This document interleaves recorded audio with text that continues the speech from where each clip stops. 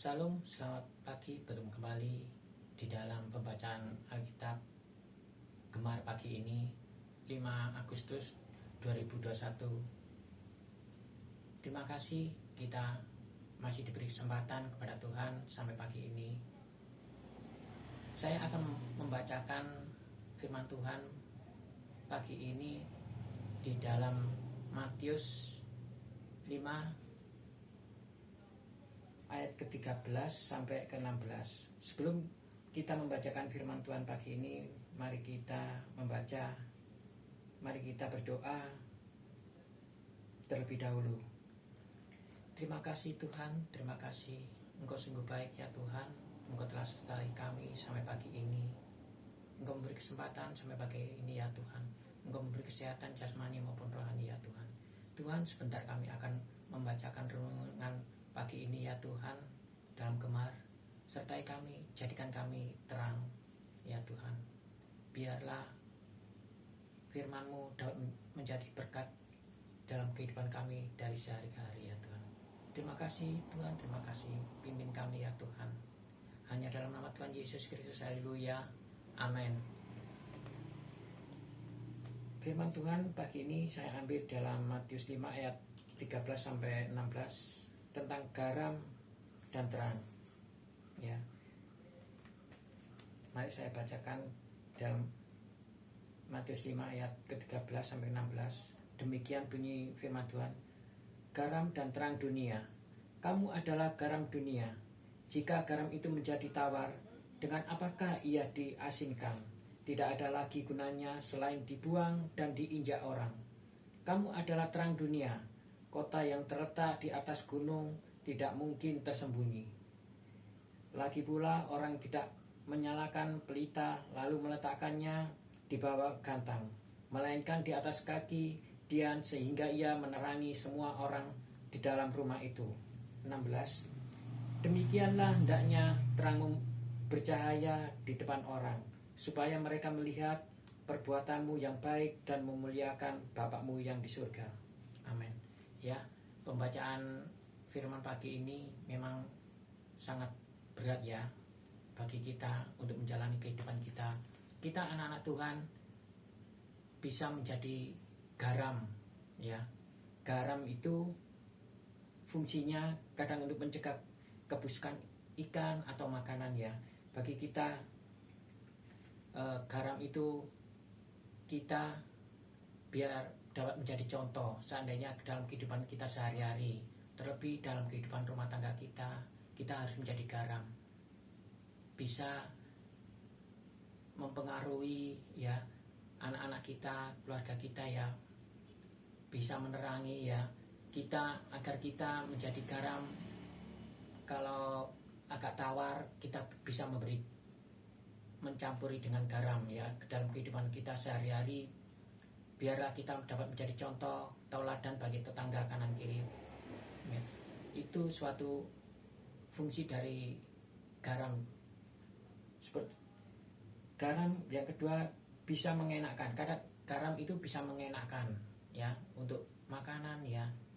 Makanya garam itu kadang-kadang kita bisa dalam kehidupan kita, dalam pekerjaan kita, kadang kita biar bisa menjadi contoh untuk mengenakkan saudara, teman, terlebih keluarga besar ya, dan juga dalam kehidupan kita bergereja ya. Biarlah kita selalu menjadi dapat mengenakkan dengan sesama kita di dalam pergaulan ya.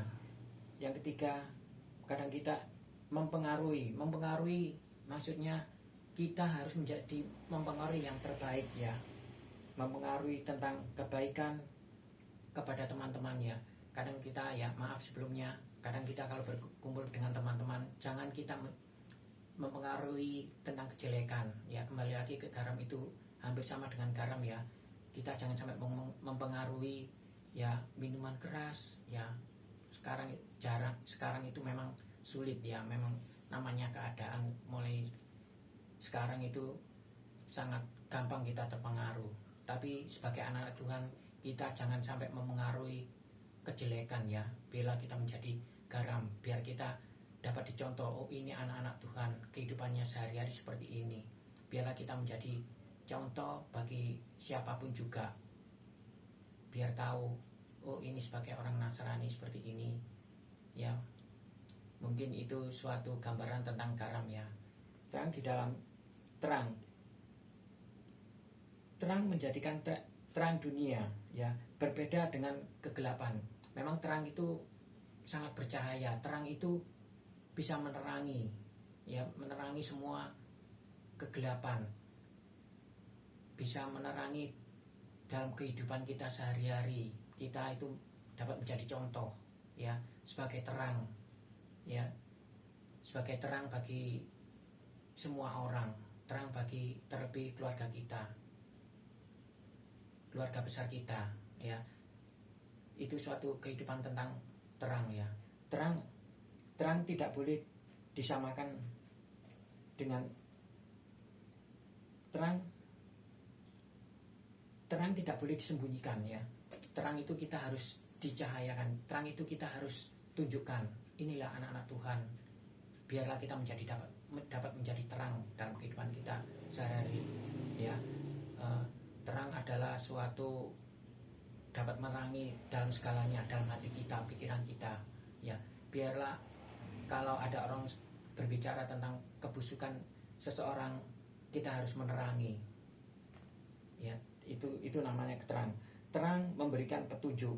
Terang memberikan petunjuk. Kalau dimana kita seperti kalau kita masuk di dalam kegelapan, terang itu bisa memberikan cahaya kemana jalan kita, mana jalan yang terbaik. Itu suatu istilah terang ya. Terang dapat memberi kita suatu gambaran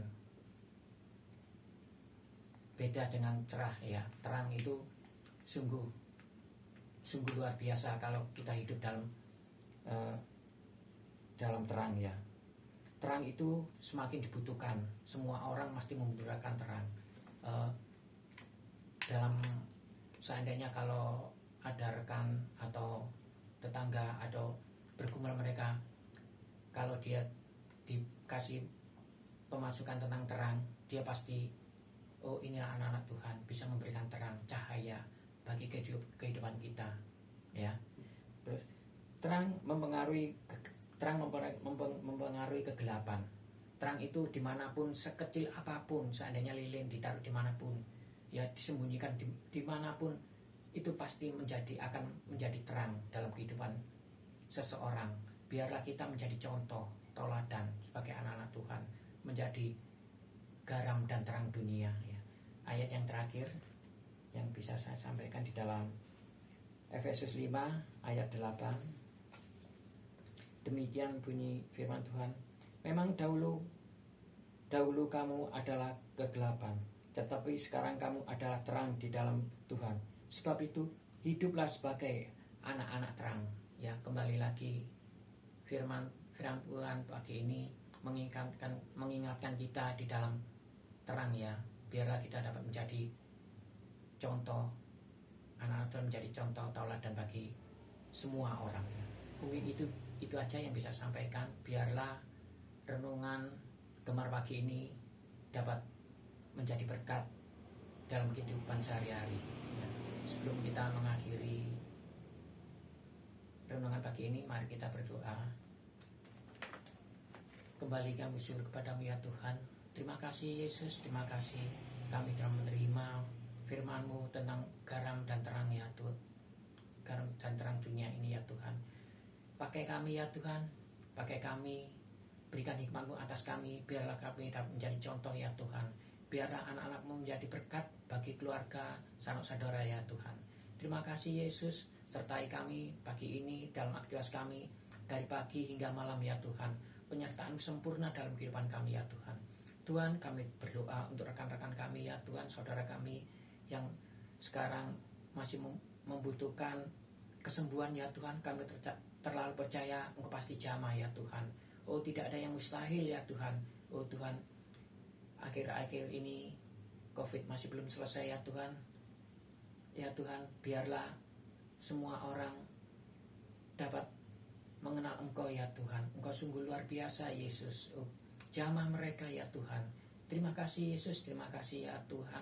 Terlebih Tuhan, ampuni Tuhan segala dosa dan pelanggaran kami. Biarlah kami layak hidup di hadapan-Mu saja ya Tuhan. Terima kasih, inilah doa kami alaskan hanya dalam nama Tuhan Yesus Kristus, haleluya, amin. Terus bergemar, Tuhan Yesus memberkati.